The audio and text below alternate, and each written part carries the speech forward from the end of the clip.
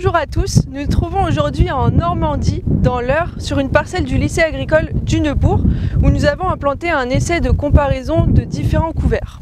L'objectif de cet essai est de caractériser l'effet de différents couverts d'interculture sur la fertilité physique et biologique du sol, et ce à deux dates de destruction du couvert différentes. Une première date après la date réglementaire de destruction des couverts, fin novembre, et une seconde date plus tardive, sortie d'hiver, à la mi-février. Nous avons réalisé cet essai dans une parcelle de type limon battant profond. Après la récolte du blé, un déchômage à dents a été effectué. S'en est suivi le 18 août du semis des couverts à l'aide d'un combiné de semis. Nous avons choisi d'implanter de la moutarde blanche, de l'avoine rude et un mélange de ces deux espèces. Pour vous aider dans le choix de vos couverts, n'hésitez pas à vous appuyer sur notre calculette couvert disponible gratuitement en ligne.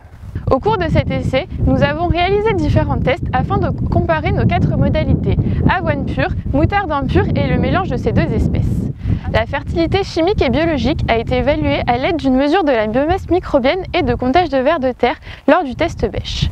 Une analyse physico-chimique de terre a été réalisée afin de caractériser le type de sol. Pour vous aider dans l'interprétation de vos analyses de terre, n'hésitez pas à vous procurer notre nouvelle brochure. Enfin, en ce qui concerne la fertilité physique, différents tests ont été réalisés. Pour les plus connus, le test Bech, les profils et le pénétromètre. Pour le plus innovant, le stack test qui permet de caractériser la sensibilité à l'érosion du sol et le Birkan test que nous allons détailler et que vous pourrez reproduire facilement dans vos parcelles. Ce premier essai nous a permis de dégager quelques résultats sur l'effet des couverts sur le sol normand. Lors de la première destruction, fin novembre, le couvert était peu développé, entre 1,3 et 2 tonnes de matière sèche à l'hectare en raison de la sécheresse estivale. Voici les premières conclusions que nous pouvons en tirer. L'effet des couverts sur la stabilité structurale a été faible, notamment en raison de la formation d'une croûte de battance suite à de forts abats d'eau.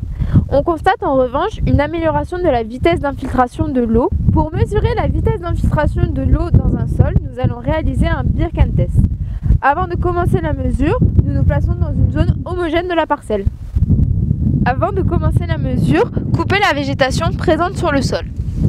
Placez le cylindre au niveau du sol de manière étanche et enfoncez-le de 2 cm. Déposez ensuite une bâche dans le fond du cylindre. Au préalable, préparez 10 volumes d'eau correspondant à une lame d'eau d'1 cm de hauteur du cylindre.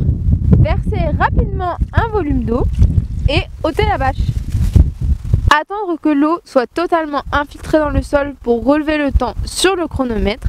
On versera ensuite un deuxième volume d'eau et on répétera cette opération jusqu'à temps que le temps d'infiltration soit stabilisé. Comme le montre ce graphique qui représente le temps en fonction du volume d'eau cumulé infiltré, on constate une amélioration de la vitesse d'infiltration de l'eau grâce au couvert de 36%. Ces tout premiers résultats nous ont donc permis de montrer que l'implantation de couverts végétaux d'interculture peuvent apporter des effets bénéfiques, même à faible développement sur certaines fonctions du sol. Il permet notamment d'augmenter la vitesse d'infiltration de l'eau dans le sol et donc de limiter les phénomènes d'érosion du sol par ruissellement. Ce qui est particulièrement intéressant dans notre région, où les sols sont particulièrement sensibles à la battance. Nous espérons que ces premiers résultats vous ont intéressé. Si vous souhaitez en savoir plus sur la fertilité des sols, n'hésitez pas à visionner notre webinaire consacré à cette thématique disponible sur internet. A très bientôt lors des Culturales les 15, 16 et 17 juin prochains en Champagne.